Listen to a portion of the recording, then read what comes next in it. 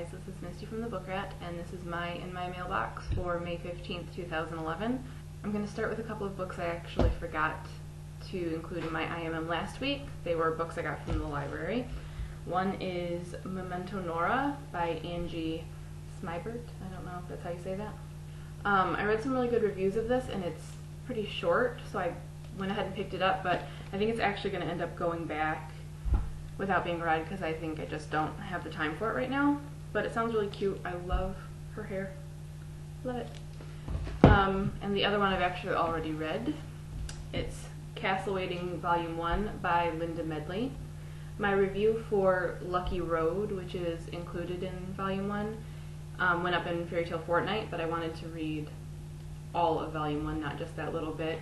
So I went ahead and picked this up, and Volume 2 should be on the way for me.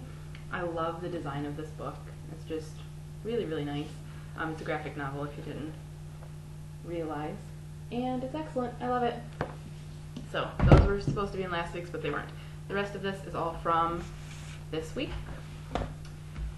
The first one that I'm going to show you is actually probably one of the most excited I've been about getting a book in the mail lately.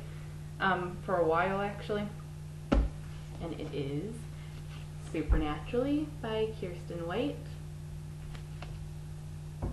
So this is the sequel to Paranormalcy, which I reviewed in January and loved. Still one of my favorite books that I've read so far this year. I'm so excited to read this one. Everyone that I have given Paranormalcy to, they have loved it. So I'm hoping that Supernaturally will live up to it so I can start passing it around amongst my friends.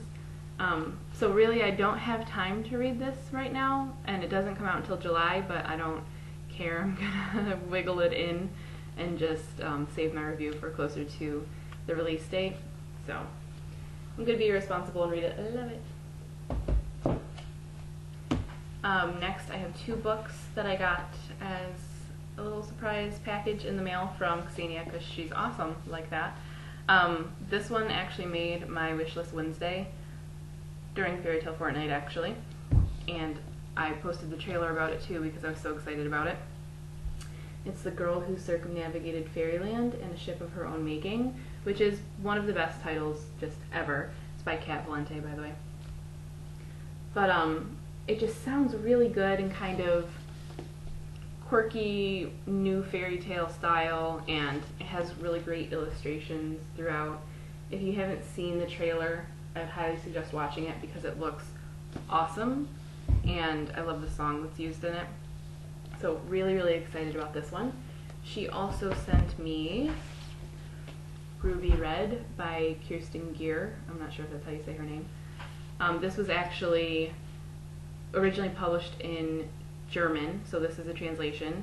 It's an international bestseller and is just now making its American debut, and I love the design of this book. And I don't just mean the gorgeous cover, which extends all the way to, you know, the inside flaps and the pretty ruby end papers, but it's also, and this is kind of silly, but it's a little bit narrower and a little bit taller than a standard paperback, which makes it kind of small in size for a hardcover, and it actually, I can hold it in one hand.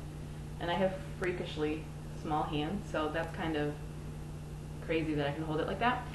And it's a subtle thing, like I want to show it to you next to Paranormalcy. So you can see it's just a little bit narrower, I don't know if you can see that little bit showing through, and just a tiny bit taller. So very subtle, maybe quarter inch, third of an inch, but it makes it feel very long and almost like a ledger, which is just a subtle, silly little thing that kind of sets it apart, and I like that. So I don't know if most people are going to notice that or give a damn, but I really liked that. So Henry Holt design team, good job across the board on this design because it's beautiful. But this is about a girl named, I forget now, Gwen, who time travels. Her family has a gene that is passed along through the female line and causes them to spontaneously time travel. And I love time travel in general. Maybe it's my Doctor Who fetish. And it's also romance. It's very highly praised, so I am looking forward to this one. Thank you very much, Ksenia. And the last 3 that I got are all books that I bought. I got Some Girls Are by Courtney Summers. I've heard a lot of good things about Courtney Summers' books, and I love her titles and the kind of downer covers. I know that's kind of silly, but I do. This one is contemporary. I'm going to try to read it this summer, I think, maybe for the beach reads. Might be kind of serious for beach reads, but that's okay. You can read serious things at the beach.